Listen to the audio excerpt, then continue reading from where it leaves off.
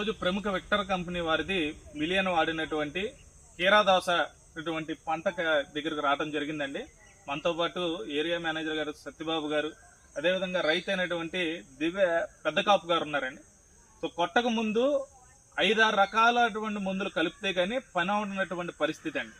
మీరు గమనించినట్టయితే ఇదిగోండి, ఏదైతే పురుగు ఉందో పురుగు కొట్టిన తర్వాత ఈ విధంగా ఉండేదండి కాయ అంతా.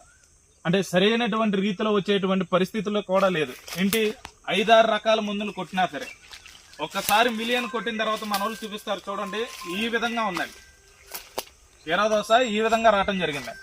సో రైతు గారి మాటల్లో ఏ విధంగా ఉంది ఏంటి అనేది ఒకసారి కనుక్కుందాం. నమస్తే సార్, ఎలా ఉంది సార్? ఇది 4 రకాల కొట్టి ఉండండి, అలా ఆరంగా కుంచుకెళ్ళి వచ్చేయండి, పురుగట్టేసి పురుగట్టేసి ఏదండి కుంచుకెళ్ళండి. ఇప్పుడు ఇది కొట్టిన తర్వాత మనకి ఇది బాగా పని చేయండి మంది మిలియన్ మిలియన్ వాడిన తర్వాత కాయ సాఫీగా వస్తుందండి. కాయ 3-4 రకాల మందులు కొట్టడం మందు ఈ రోగం మందు సరిపోద్దండి, మనకి ఏమేమి కొట్టకలేదు, ఏ రకంగా కొట్టకలేదు.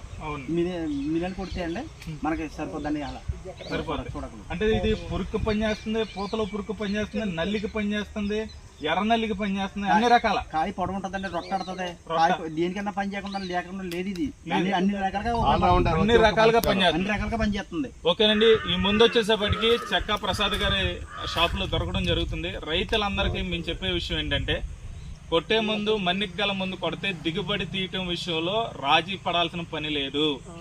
రైతులందరూ 5-6 రకాలు కలిపి కొట్టి పని అవ్వక ఈ విధంగా చుంచుకాయలు ఈ విధంగా రావటం జరుగుతుంది.